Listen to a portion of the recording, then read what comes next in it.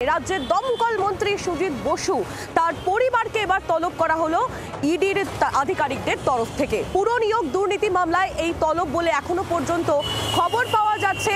সুজিত বসু, তার স্ত্রী, পুত্র এবং কন্যা তিনজনকেই তলব করা হয়েছে ইডি আধিকারিকদের তরফ থেকে। নভেম্বরের 18, 19 এবং 20 তারিখ সুজিত বসুর পরিবারকে জেরা করা হবে বলে ইডি সূত্র মারফত খবর।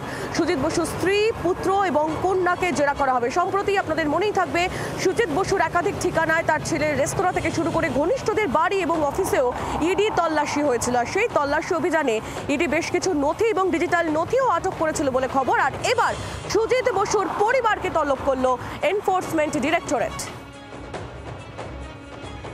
মিশির ডাক বলুন বা ইডির ডাক বলুন, যে ডাক হয়েছে এই ডাকে বোঝা যাচ্ছে সুজিতবাবু খুব সুন্দর করে তার সিএর বুদ্ধিতে বা অন্য কারো বুদ্ধিতে নিজের স্ত্রী, নিজের ছেলে এবং মেয়ে সম্ভবত তাদের নামে প্রচুর সম্পত্তি বা অ্যাসেট রেখেছেন। এবার ইডি জিজ্ঞেস করবে যে আপনার স্ত্রীর নামে যে এই সম্পত্তিটা আছে তার সোর্স অফ ইনকামটা কোথায়, অর্থাৎ বহুত ধরনের রোজগারের ফর্মুলা আগামী দিনেও হয়তো আমরা দেখতে পাবো, তার জন্য অপেক্ষা করছি।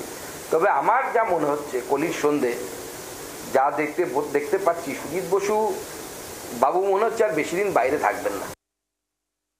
৪৫ লক্ষ টাকা ছেলের রেস্টুরেন্ট থেকে নিয়ে এসছে ইডি।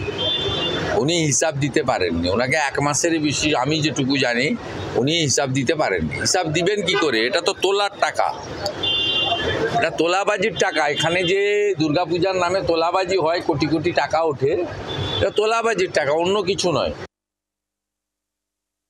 বাংলায় যখনই এজেন্সিকে মুভমেন্টে দেখে মানুষ, তখনই মানুষ খানিকটা ধরে নেন তো ভোট এসছে। এই ভোট আসার মুখে তৎপরতায় এই রাজনৈতিক নির্দেশ পালন করতে গিয়ে এজেন্সিগুলি সেগুলি তাদের খানিকটা গ্রহণযোগ্যতা, বিশ্বাসযোগ্যতার অবসান ঘটেছে। কিন্তু পার্টিকুলার এই কেসটা কি কেস, কেন কেস আমি জানি না। মাননীয় মন্ত্রী সুজিত বসু বিষয়টা ডিটেলস বলতে পারবেন।